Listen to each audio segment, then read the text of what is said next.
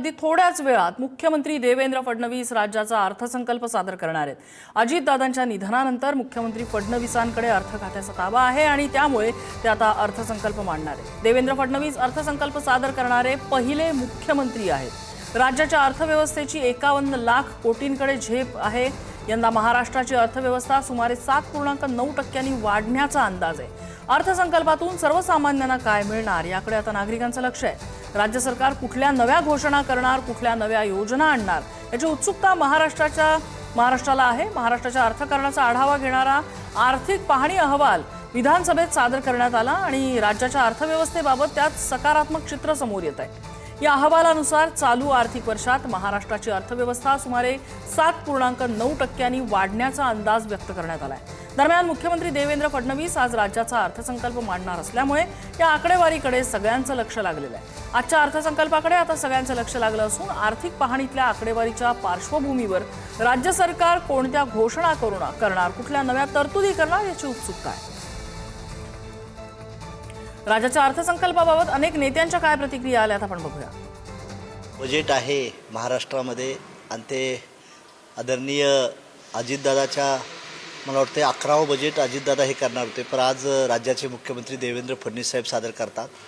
या बजेटमधून खऱ्या अर्थानं शेतकऱ्यांच्या कर्जमाफीचा मुद्दा सुटला पाहिजे, त्यांना हे देण्याचा प्रयत्न केला पाहिजे। शेतकऱ्याबद्दल ही देण्याची भूमिका या राज्य सरकारनं करावी, हीच अजितदादाला आदरांजली असेल। आणि माझ्या माहितीप्रमाणे राज्याचे मुख्यमंत्री शेतकऱ्याच्याबद्दल योग्य ती न्याय घेतील अशी मलाही अपेक्षा आहे। या वर्षीच्या बजेटमध्ये झालेला खर्च पाहता तो इन एव्हरेज साधारणतः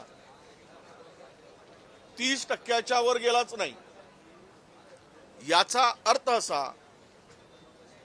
की पुन्हा मोठी कात्री लावल्याशिवाय एप्रिलमध्ये कर्मचाऱ्यांचे पगार सुद्धा होणार नाहीत।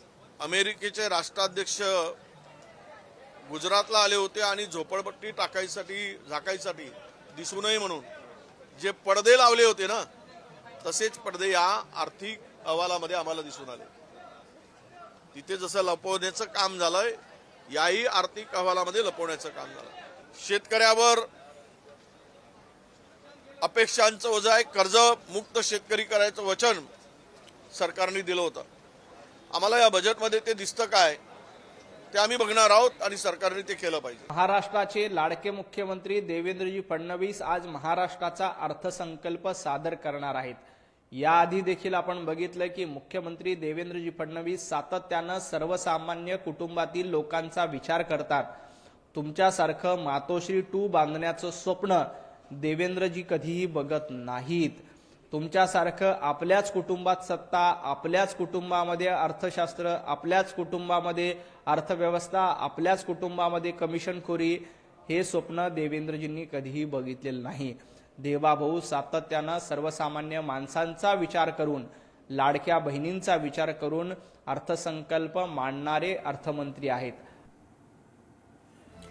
आणि अर्थसंकल्पावर अजित पवारांच्या राष्ट्रवादीचे आमदार अमोल मिटकरी यांच्याशी संवाद साधलाय आमचे प्रतिनिधी धनंजय दळवी यांनी। आज राज्याचं अर्थसंकल्प सादर केला जात आहे, मात्र दरवेळेस हा अर्थसंकल्प अर्थमंत्री म्हणून अनेक वेळेस राज्याचे उपमुख्यमंत्री आणि दिवंगत अजित पवार हे सादर करत होते, मात्र यंदा ते आपल्यात नाही आहेत। आणि याच सगळ्या संदर्भात बातचीत करण्यासाठी माझ्याबरोबर अमोल मिटकरी जे आहेत। अमोलजी, खरं तर नेहमी आपण बघितलंय की हा अर्थसंकल्प उत्कृष्टरित्या हा अजितदादांनी सादर केलेला आपल्याला पाहायला मिळाला। अतिशय अभ्यासपूर्वक आणि महाराष्ट्राच्या दृष्टिकोनातून आणि हिताचा असा हा अर्थसंकल्प सादर केला जात होता, मात्र यंदा दादा नाही आहेत आणि दादा नसतानाचा हा असा अर्थसंकल्प सादर होतोय। काय नेमकी भावना, आज दादांना किती मिस करताय?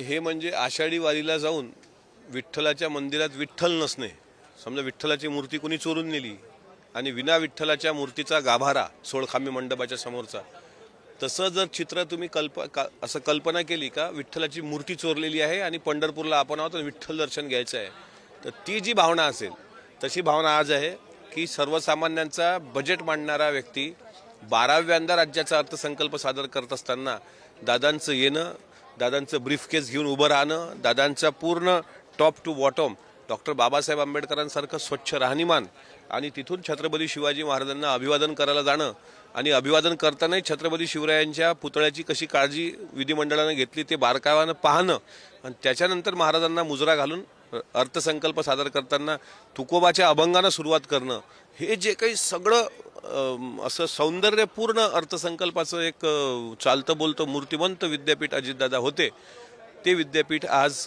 या अधिवेशनात नसणं मला असं वाटतं हे महाराष्ट्राच्या दृष्टिकोनातूनही दुर्दैवी आहे आणि आमच्यासारख्याच्या दृष्टिकोनातून तर 28 जानेवारी जसा काळा दिवस तसा आजचा दिवससुद्धा राज्याच्या दृष्टिकोनातून काळा दिवसच आम्ही मानतो. अगदी शेवटचा प्रश्न, हा यंदाचा अर्थसंकल्प महाराष्ट्राच्या हिताचा असणार? 100% महायुतीचं सरकार हे शेतकऱ्यांच्या पाठीशी खंबीरपणे उभं राहिलेलं आहे, त्यामुळे त्यांच्या हिताच्या दृष्टीनंच हा अर्थसंकल्प दादांनीच तयार केला होता. तोच आता थोडासा तयार, आणखी त्यात काही पूर्तता राहिली असेल त्याची पूर्तता करून आज राज्याचे मुख्यमंत्री ते मांडतील आणि त्यातून सर्वसामान्यांना दिलासा मिळेल एवढं मात्र मी सांगतो. धन्यवाद. आपल्यासोबत अमोल मिटकरी जी होते आणि हा जो अर्थसंकल्प आहे तो अर्थात दादांनी तयार केला होता, मात्र त्याची पूर्तता ही आता करण्यात येते आणि महाराष्ट्राच्या हिताचाच हा अर्थसंकल्प असणार. महायुती हा अर्थसंकल्प मांडते, त्यामुळे महाराष्ट्राच्या हिताचा असल्यामुळे सगळ्या गोष्टी या त्यांच्या दृष्टीने असतील असं मत त्यांनी व्यक्त केलेलं पाहायला मिळालं आणि दादांच्या आठवणींना सुद्धा उजाळा या ठिकाणी दिलेला आपल्याला पाहायला मिळाला. व्हिडिओ जर्नलिस्ट सुरेश सावंत, दळवी, पुढारी न्यूज, मुंबई.